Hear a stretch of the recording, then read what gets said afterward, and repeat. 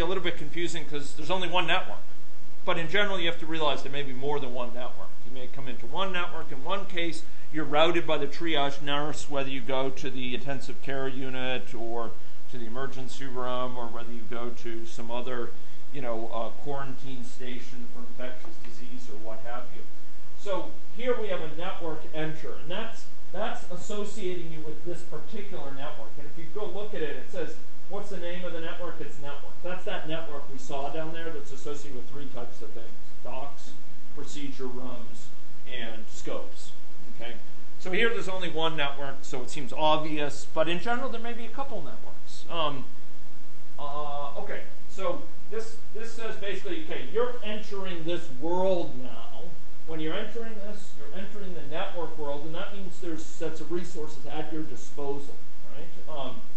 And for that network, this is important, you have a certain entry node, which is a waiting hall, which is located in this diagram. Now, I'm going to, for now, gloss over this point. We're going to come back to it in maybe half an hour from now in a big way about sort of how this all relates to this visual representation. I don't want to get you distracted by details of visual representation while we're talking about the core concepts, the core sort of semantics, the meaning of how these things work logically.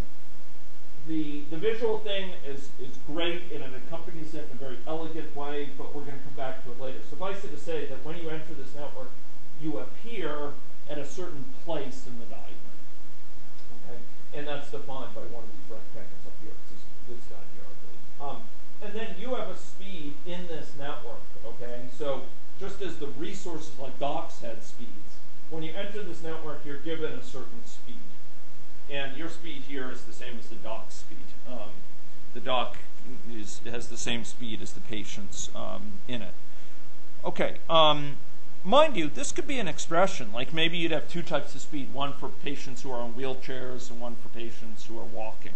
And you could have this, instead of being 10, it could be, it could be something which picks between random true 0.2, and so if with 20% probability you're in a wheelchair, in which case your speed might be half of what it normally is, or what have you. Okay, so there's a network enter. Okay, and that informs this newly created entity of the available resources in this network, and a network exit, and that's at the end. So before we saw a source sink, which are at the beginning and end of the whole thing. They create and destroy these entities. Now we look at network enter, network exit. Both of those kind of bracket the real work that gets done. Okay, so now we're